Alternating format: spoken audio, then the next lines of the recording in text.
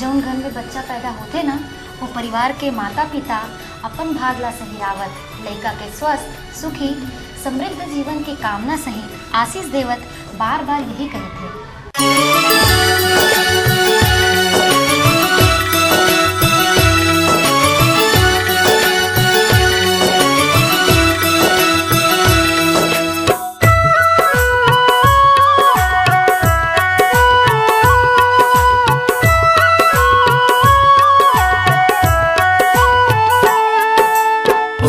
राजा बेटा मोर सपना के भोर, ओरे राजा बेटा मोर सपना के भोर, तोर आते घर में होगे अंजोर, तोर आते घर में होगे अंजोर।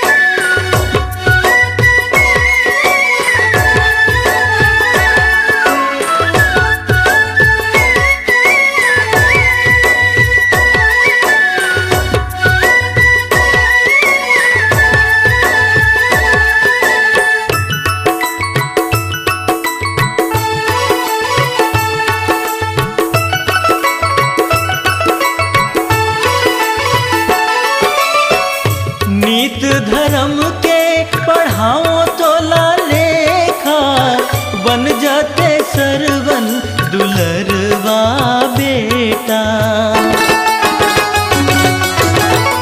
नीत धर्म के पढ़ाओ तो लेखा, बन जाते सरवन दुलरवा बेटा, सरवन बेटा।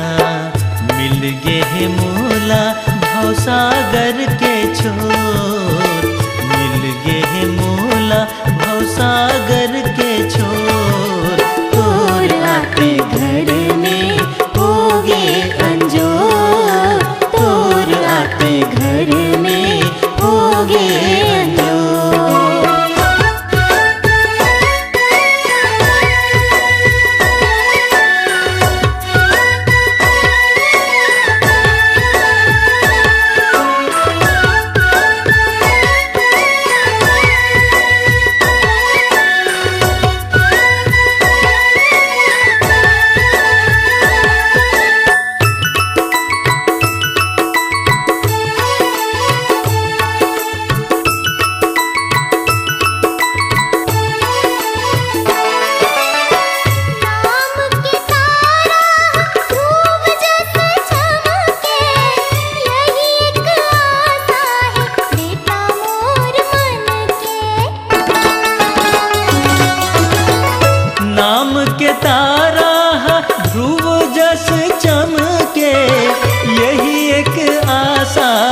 बेटा मोर मन के, बेटा मोर मन के, बांधे हन मायाले आशीष के डोर, बांधे हन मायाले आशीष के डोर, ओ जाके घर